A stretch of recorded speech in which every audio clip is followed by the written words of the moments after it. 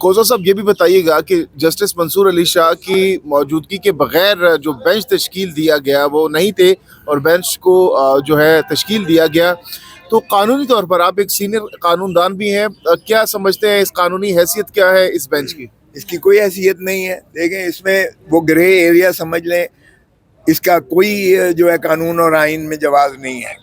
3 बंदों ने जो है ये करना है। मंसूर अली शाह साहब अगर उसमें शामिल नहीं होते तो वो 3 रुकनी नहीं है।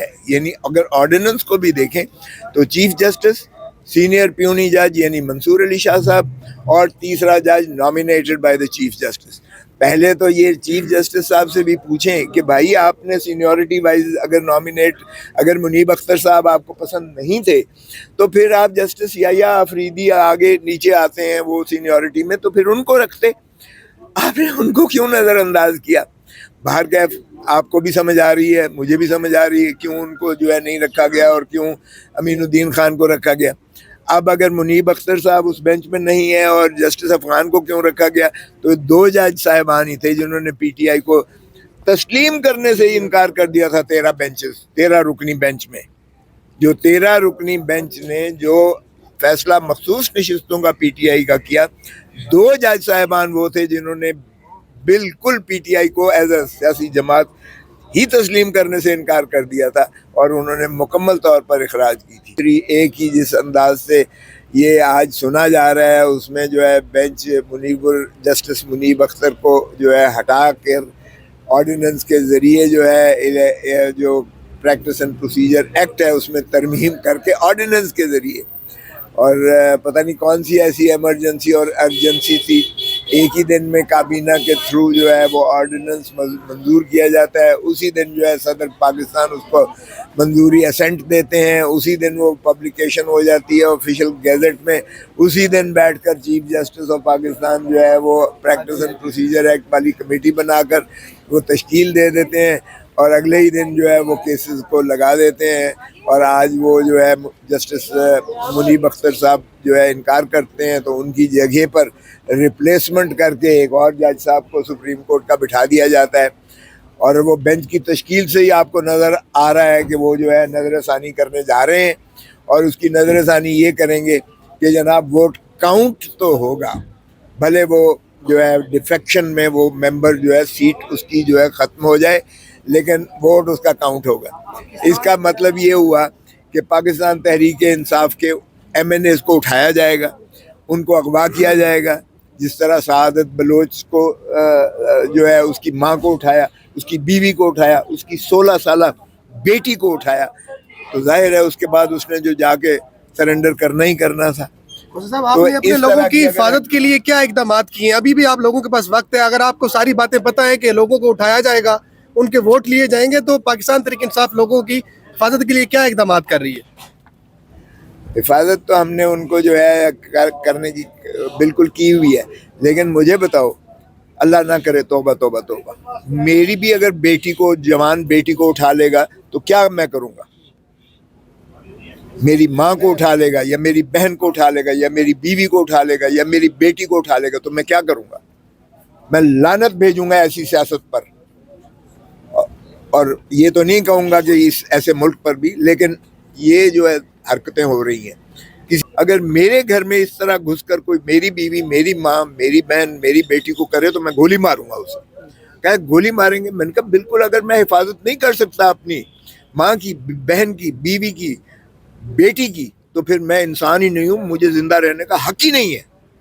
अच्छा, ये इस तरह की हरकतें करेंगे तो मुझे बताओ कि कौन, क्या हम हिफाजत करेंगे? किस की हिफाजत करेंगे? उसके बच्चों की हिफाजत करेंगे, उसकी माँ की, बेटी की, बहन की, या उसके रिश्तेदार, किसकी हिफाजत करेंगे? और यार खुदा का खौफ करो, डरो उस दिन से, अवाम के गैज़ो गज़ब से डरो। और डर तुम्हें जो है निकाल के, जो ऐवान सदर से और वज़ीर आज़म हाउस से निकाल के तुम्हें लोग जो है भाग जाओगे तुम, और तुम्हें कोई मुल्क जो है पनाह नहीं देगा। डरो उस दिन से, और वो अनकरीब आने वाला है वो वक्त। इस 5 रुपये एहतजाज की कॉल दी हुई है और बड़े नाला नजर आए थे क़यादत पे कि क़यादत किधर है? क़यादत पीछे खड़ी रही और अवाम रबड़ की गोलियां और शेलिंग खा रही थी, हमें क़यादत नजर नहीं आई। تو تحریک انصاف کی قیادت کیا احتجاج کر پائے گی یا وہ پھر گھروں میں بیٹھ کے پریس کانفرنس کرے گی؟ آپ دیکھیں تو صحیح، جس دن عمران خان نے دیا قیادت بہت پیچھے رہ جائے گی. جس دن عمران خان نے کہا کہ نکلو میرے پیارے ہم وطنوں، نکلو اپنے مستقبل کے لیے، نکلو اپنے ملک کو بچانے کے لیے، نکلو اپنے بال بچوں کے مستقبل کے لیے، نکلو اپنی دھرتی ماں کے لیے نکلو، آپ دیکھنا یہ خش و خاشاک کی طرح بہہ جائیں گے. قیادت کی ضرورت نہیں ہے. عمران خان نے الیکٹیبلز یا ان لوگوں کی بالکل حیثیت کو ختم کر کے رکھ دیا ہے. اس نے عوام کو سیدھا اپیل کی ہے اور وہ عوام کی دلوں کی دھڑکن ہے. کسی کی اس کو اور قیادت کی ضرورت نہیں ہے. عمران خان خود ہی قیادت ہے اور خود ہی وہ پاکستان ہے. انشاءاللہ آپ دیکھیں گے کہ پاکستان کو بچائے گا بھی عمران خان اور پاکستان کو ان گمبھیر حالات میں سے نکالے گا بھی عمران خان. عمران خان کی کیا کال کی بس منتظر ہے یہ قوم. کوثر صاحب، آپ نہیں سمجھتے کہ عمران خان جو ایکسپیکٹ کر رہے تھے اپنی قیادت سے وہ اس پر پورا نہیں اتر رہے؟ کیا ایگری کریں گے اس بات سے آپ؟ نہیں بابا نہیں، میں خود لاہور میں تھا، میں نے دیکھا جس طریقے سے ذلیل کیا انہوں نے ہمیں، اور پھر جو ہے یہ اس کے باوجود کہ 25 کلومیٹر دور ہمیں جو ہے جنگل بر بیان میں جو ہے ہمیں جلسے کا آپ کی ہے سوچ ہے کہ کس طریقے سے جو لوگ جوک در جوک جو ہے میلوں تک جو ہے لوگ ابھی بھی آ رہے تھے جب ہمارے جلسے کی انہوں نے لائٹیں بند کر دی تھی. تو لوگوں کی محبت جو ہے وہ اتنی زیادہ وابستگی ہے کہ لوگ کسی وقت بھی یہ لاوا پھٹ سکتا ہے. انقلاب کی باتیں ہو رہی ہیں، خان صاحب بھی انقلاب کا نعرہ لگا رہے ہیں. کس قسم کا انقلاب لانے جا رہے ہیں آپ لوگ؟ دیکھیں یہ سیاسی جماعتیں جو ہیں وہ ایک شاک آبزرور ہوتی ہیں. ایک جو ہے وہ عوام کو ریگولیٹ کر کے تحریک چلاتی ہیں، وہ آس اور امید دلاتی ہیں عوام کو، وہ عوام کو ڈسپلن اور آرگنائز طریقے سے تبدیلی کی طرف راغب کرتی ہیں.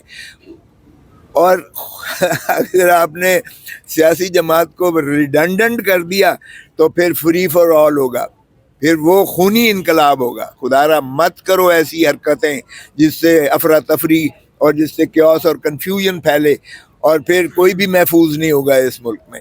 تو ایسی چیز سے گریز کریں اگر یہ پاکستان دھرتی ماں سے محبت کرتے ہیں. لیکن ان کو دھرتی ماں سے محبت نہیں ہے، ان کو اپنی اناء سے محبت ہے، ان کو اپنے اقتدار سے محبت ہے، ان کو اپنی دولت اور عزت. خود تو یہ اشرافیہ پاکستان کی، چاہے وہ ملٹری اسٹیبلشمنٹ ہے، چاہے وہ سول بیوروکریسی ہے، چاہے وہ حکمران ہے، چاہے وہ جوڈیشری کے اوپر والے ہیں، جو بھی ہیں وہ اپنے تئیں جو ہے وہ تو عمارت، ان کے سارے بچے باہر پڑھتے ہیں، ان کی جائیدادیں باہر ہیں، ان کی دولتیں باہر ہیں، ان کے کاروبار باہر ہیں، لیکن دھرتی ماں غریب سے غریب تر ہوتی چلی جا رہی ہے. آخری سوال لے لیں سر. کوثر صاحب، وکلا کا بڑا اہم کردار ہوتا ہے اور وکلا ہمیں ایکٹیو نظر نہیں آ رہے، ڈیوائیڈڈ نظر آ رہے ہیں. مشرف دور میں بھی وکلا نے بڑا اہم کردار ادا کیا تھا. آپ خود بھی ایک وکیل ہیں.